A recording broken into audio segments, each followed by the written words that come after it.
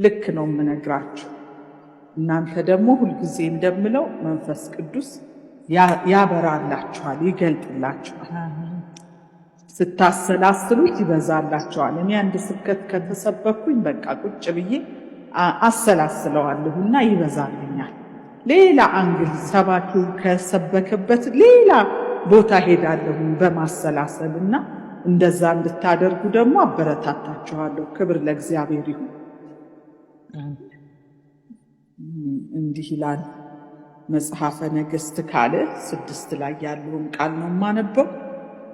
ክብር ለእግዚአብሔር ይሁን። የቃሉ ርዕስ ጠቦኛል በሉ ነው። ክብር ለእግዚአብሔር ይሁን። እስኪ ጠቦኛል በሉ። እስኪ ጠቦኛል። ክብር ለእግዚአብሔር ይሁን። ዛሬ ከጠበባችሁ ስፍራ ወጣ የሚያደርግ የእግዚአብሔር መንፈስ ይመጣል። አሜን። ከጠበባችሁ ከተወሰናችሁበት ስፍራ እንደ ልብ አልሆን ካላችሁበት ስፍራ ወጣ ትላላችሁ። ክብር ለእግዚአብሔር ይሁን። የሚያወጣን ደግሞ ቃሉ ነው፣ እኛ አይደለም የምንወጣው። ቃሉ ያወጣናል። የእግዚአብሔር ፕሪንሲፕል ያወጣናል፣ መርሁ ያወጣናል። እዚህ ላይ ይህን ቃል እንደዛ ነው እንትን ያልኩት። ከቁጥር 1 ጀምሬ አነበዋለሁ በጌታ በኢየሱስ ስም። የነቢያት 6 መጽሐፈ ነገሥት ካልዕ ምዕራፍ 6 ከቁጥር 1 ጀምሮ።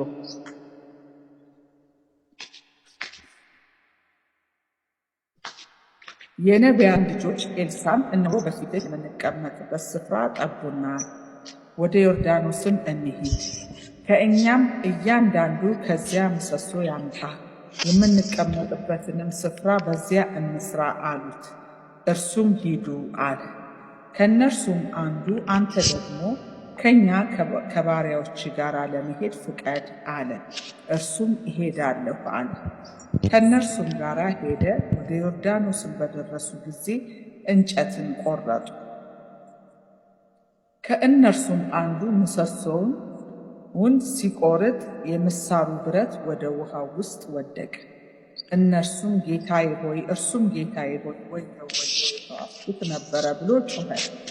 የእግዚአብሔርም ሰው የወደቀው ወዴት ነው አለ። ስፍራውንም አሳየው።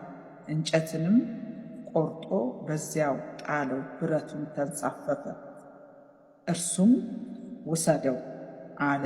እጁንም ዘርግቶ ወሰደው ይላል። ክብር ለእግዚአብሔር።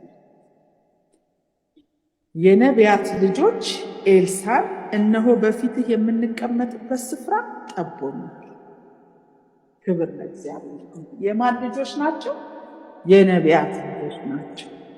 እነዚህ የነቢያት ልጆች ግን በቃ ቦታ ጠቦናል ብለው ተነሱ። አንድ ቀን አዩትና ሁኔታቸውን አዩና በቃ አሁን በፊትህ የምንቀመጥበት ስፍራ ጠቦናል ብለው ዝም አላሉ። ክብር ለእግዚአብሔር። ወደ ዮርዳኖስም እንሂድ፣ ከእኛም እያንዳንዱ ከዚያ ምሰሶ ያምጣ፣ የምንቀመጥበትንም ስፍራ በዚያ እንስራ አሉት። እርሱም ሂዱ አላቸው።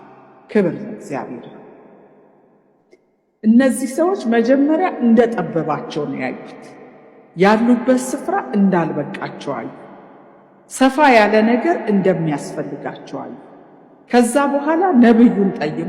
ምንም የነቢያት ልጆች ቢሆኑ ግን ለነብዩ ሰሚት አደረጉና ጠየቁት። በቃ እኛ በፊት የተቀመጥንበት ስፍራ ጠቦናል፣ እንጨት ቆርጠን ምሰሶ አንጥተን እንደዚህ አድርገን ቤት ልንሰራ እንፈልጋለን ሲሉት እሱም ፈቀደ። ሂዱ አላቸው።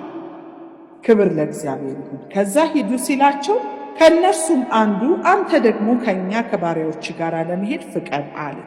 እርሱም እሄዳለሁ አለ። ክብር ለእግዚአብሔር። ምን ቦታ ቢጠባቸው፣ ምን ቤት መስራት ቢያስፈልጋቸው ግን ነብዩን ትተው መሄድ አልፈለጉም። የእግዚአብሔርን ሰው ትተው መሄድ አልፈለጉም።